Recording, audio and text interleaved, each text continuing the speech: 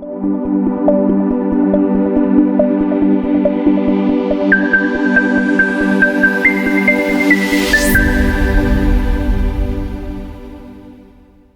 everyone. I'm Frank Luna, and welcome to La Mesa.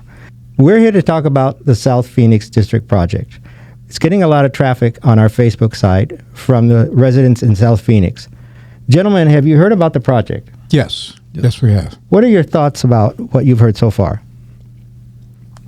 Well, from a person that lived since I was 13 years old till adulthood in South Phoenix, there was a lot of problems initially back in the day where South Phoenix was not the site where they wanted to put industry, businesses that were going to be good for the environment and good for the communities.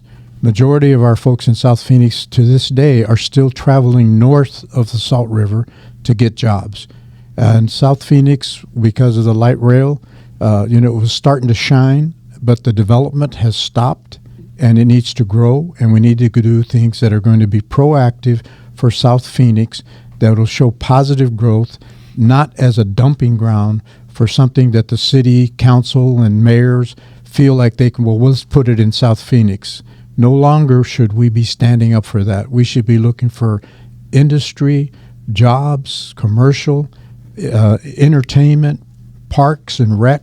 All of those things need to be into South Phoenix as they do in other parts of the city of Phoenix. Well, that's a good point. I know that when they were doing the expansions into Tempe, there was a lot of planning and strategizing that went into the Tempe Town Lakes and that sort of thing. It would seem to me that some kind of work might need to be looked at to make something like that work in South Phoenix. I don't know if that would be the case. Oh, definitely. With any development, large-scale development, like South Phoenix could be. As a matter of fact, I feel South Phoenix is the gem of Phoenix. If you go up there to the edge of the foothills of South Mountain and look into the valley, you see the whole skyline of Phoenix. It's a view that you pay for. And I think there are people out there doing that. But in between those spots, certainly development has left them. People have left those areas. There's no businesses down there. Sure, the light rail is good for the commute to and from Phoenix, but it's not enough. I always thought several years back, at least 20 years back, we recognized that the river is another gateway to South Phoenix. I remember the Riverside Ballroom right on the edge of the Salt River at that point. High point for all Latinos to attend. And everybody was dying to move over to South Phoenix just to get close to the Riverside. But nevertheless, when you have a development like this, the best action is to gain momentum by including a lot of people from South Phoenix to make decisions on what you want to see. You got to plan to plan. And with the number of people associated with the plan, and you have a direct development idea, it's easy to sell. And I'm sure the city council would pretty much jump on it, seeing that there's a unity there. Going back to the river, I always think that river, that crossing, that Central Avenue, is the gateway to South Phoenix. It's probably one of the most attractive parts of the valley, and it can be even more attractive by developing the river bottom into parks, ponds, lakes, rivers, whatever they might be, and just develop that to attract. I'd want to be living on this side of town. And then with the business leaders of the community rising and saying, hey, we all support this one plan, and watch it grow from there. But planning is everything, and getting support from the community from all ends is very important when you're introducing it to the city councils and people like that, especially when you've got funding, and there will be funding for it if you have a good idea. Yep. Historically, Art, I know there's been so much work over the years in growing services and programs for that side of the city. When I think about the work that you've done for healthcare on the other side of the river to bring services, the Mountain Park Health Center, and when I think, like I said, over time, it's not like that the area hasn't been developed before. It started out with some development, but then things have changed recently. It reminds me of way back in the day when South Phoenix was the dumping ground.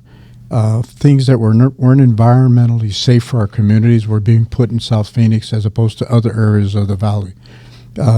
Today, this South Phoenix project, is a time to rejuvenate the attention to the South Phoenix, the possibilities of what can happen for quality growth, quality housing. There's no reason why we can't live, work, and play in our own community, this one would be South Phoenix, as opposed to having to go outside of that area for entertainment, for work, for shops. South Phoenix has been ignored, I think, by potentially this council and councils before, but it's now time to rejuvenate the interest for the growth and a positive direction for South Phoenix and all the residents that live there to be able to stay and be proud. And as Alex mentioned, the gateway to South Phoenix from City of Phoenix is Central Avenue.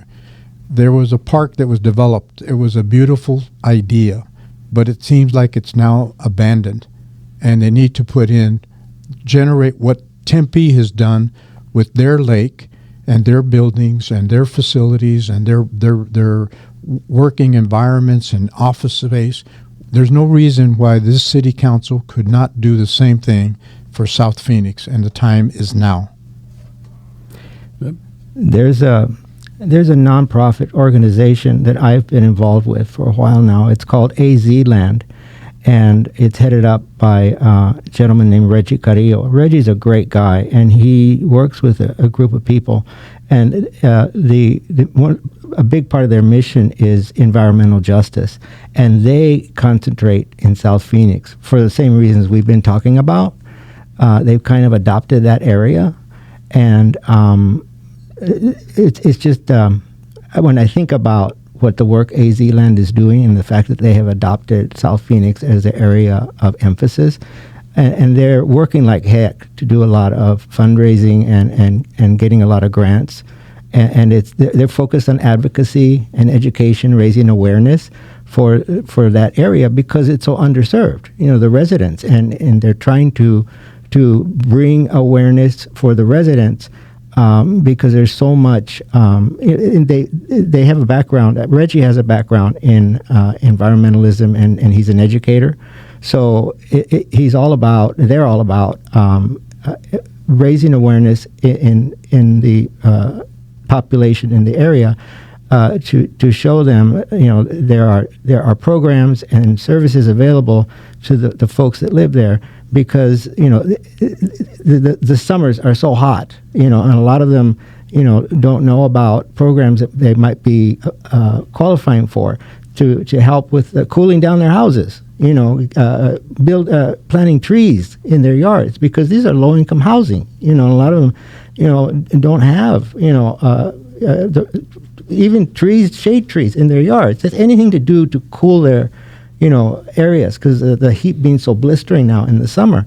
And that's why they adopted the area, because it's so underserved, as you guys know. Yeah. And so I just want to piggyback on what you're saying, because I think of Reggie and AZ Land, and so much work is being done by the nonprofit community and agencies and organizations like AZ Land. And you're right. You both are right, because I think business and corporate industries have to get involved, because there's only so much work that the nonprofits can do.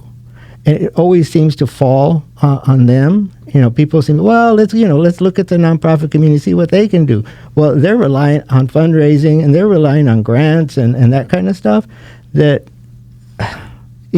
I think corporate and business have to step up, and I know that they're being overtaxed right now, but it seems to be like this big circle, and it's like, who's going to step up? But, I don't know. I don't have the answer, but Well, my point to that response would be the city council.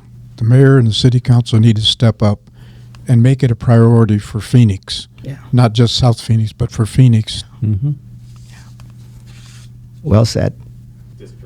Well, gentlemen, I want to thank you both for joining us today in this segment on the South Phoenix District project. Thank you all. We'll see you soon.